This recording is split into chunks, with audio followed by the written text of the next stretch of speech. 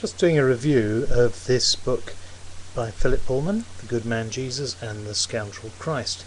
I first heard about this on Wisconsin Public Radio, where Mr. Pullman was being interviewed about the book, and he was involved in part of a series of shows about people who have lost their faith, which I think sets the background to how he wrote the book. The book, if you don't know, it features a retelling of the life of Jesus. It's quite interesting to read it because Pullman's clearly informed about Jesus' life. He's obviously studied the Bible, and funnily enough, there's a couple of sections in it which you can clearly tell have it been influenced by Monty Python's Life of Brian.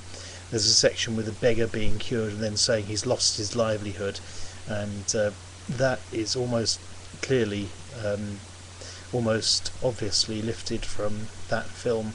But reading it, it's interesting. He makes the point, or he made the point when he was interviewed about this, that he didn't think Jesus was God, that he understood that there was the historical figure Jesus, and that he also accepted the teachings of Jesus, and that there was some good moral sense in what he said, even if you didn't accept the truth of his divinity. I'm going to apply that to Philip Pullman himself.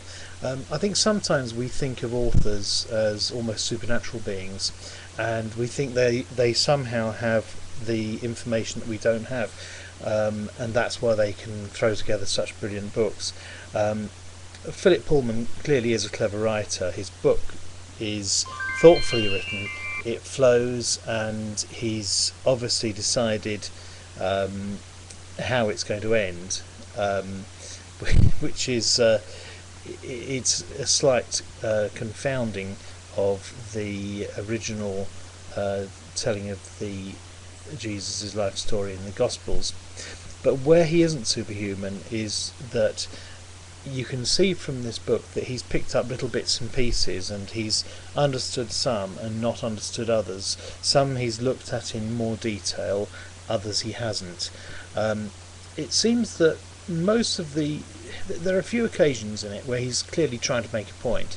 So he's seen one incident and he's reinterpreted. So it might be a miracle that was performed, and he's rationalised it, and is then explaining how it wasn't a miracle, which to me is a slightly naive approach, because it's not necessary to do that if you hold the same view as Pullman, which is that Jesus wasn't divine, because we know that the Gospels were written down over many decades, and that some were pulled together from other Gospels.